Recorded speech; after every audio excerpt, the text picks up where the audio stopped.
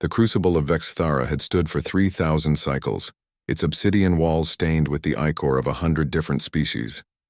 The arena's architect, the ancient Vorgak Empire, had designed it as the ultimate test of survival. A hellish maze where only the most dangerous predators in the galaxy could hope to emerge victorious. For millennia, creatures with razor claws, acidic blood, and hide thick as starship armor had battled within its confines. Not one had ever completed the full circuit.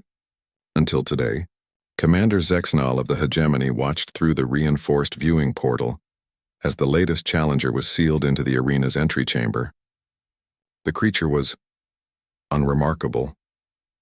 Standing barely 2 meters tall, it possessed no visible natural weapons, no carapace, no venomous spines.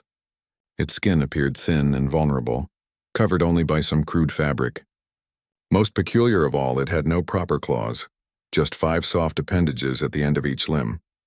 "What species is this?" Zexnal asked, his translator struggling with the unfamiliar designation that appeared on his datapad. "Human," replied his aide, pronouncing the word with obvious difficulty. "From the third planet of a minor system on the galaxy's outer rim. They call themselves Terrans. And this human volunteered for the Crucible? Insisted on it, actually. Said something about representing his species' interests in the Galactic Consortium. Apparently they're seeking membership." Zexnal's mandibles clicked in what passed for laughter among his kind. "The Council will need to find a new representative quickly. Then, the arena's first chamber was home to the Skrell, pack hunters whose exoskeletons could deflect plasma bolts and whose acidic saliva could melt through steel.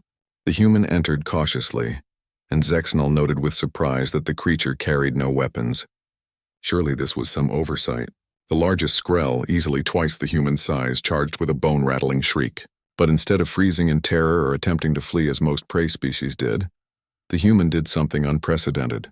It moved sideways, not just stepping aside but calculating the creature's momentum and redirecting it with minimal effort, sending the Skrell crashing into the chamber wall. Before the pack could regroup, the human had somehow positioned himself behind them, using their own confusion against them. "Impossible," Zexnal muttered. The Skrell have never failed to eliminate a challenger in the first chamber. The human's methods became even more bewildering in the second chamber, domain of the crystalline stalkers. These beings were nearly invisible, their bodies refracting light in ways that made them impossible to track. Yet somehow the human seemed to know exactly where they were. He would duck milliseconds before a strike that hadn't even been launched, pivot away from attacks that came from seemingly empty air. How was he detecting them?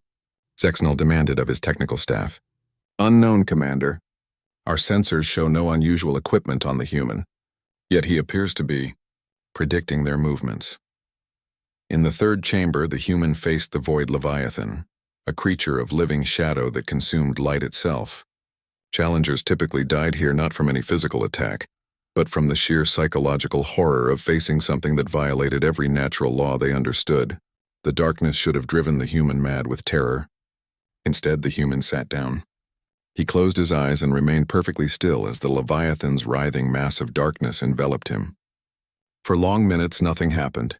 Then, incredibly, the shadows began to retreat. The Leviathan, confused by prey that showed no fear, gradually lost interest and withdrew to its corner. The human stood up, brushed imaginary dust from his clothing, and walked to the next chamber. "This is unprecedented," Zexnal's aide whispered. "The Leviathan has never retreated from anything." The fourth chamber housed the flame wraiths, beings of pure energy that attacked with temperatures hot enough to vaporize most organic matter.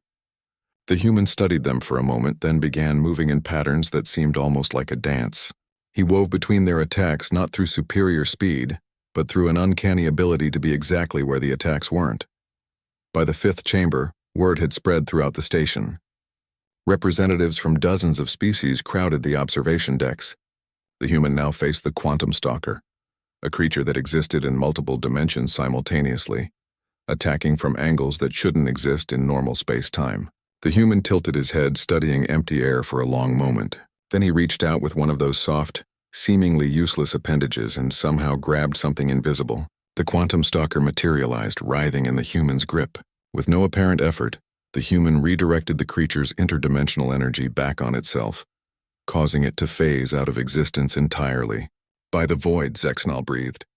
"How did he—" "Commander," his aide interrupted, voice tight with disbelief. "He's reached the final chamber."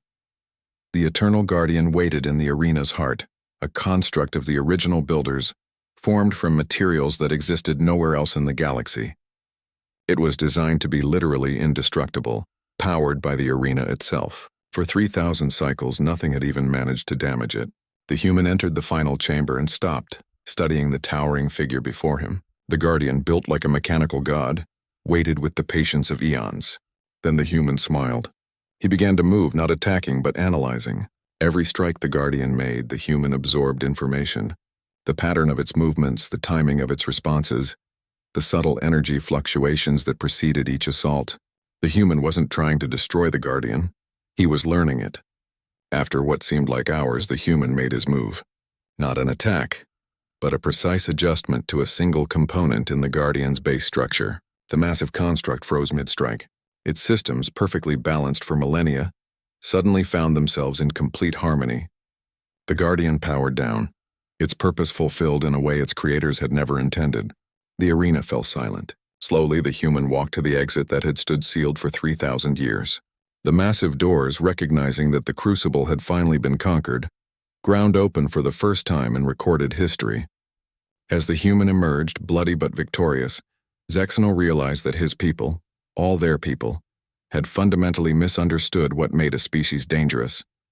They had built their arena for monsters, for creatures of fang and claw and elemental fury. But they had never considered what might happen when they faced something that refused to be prey. Something that looked at an impossible challenge and saw only a problem to be solved. Something that called itself human.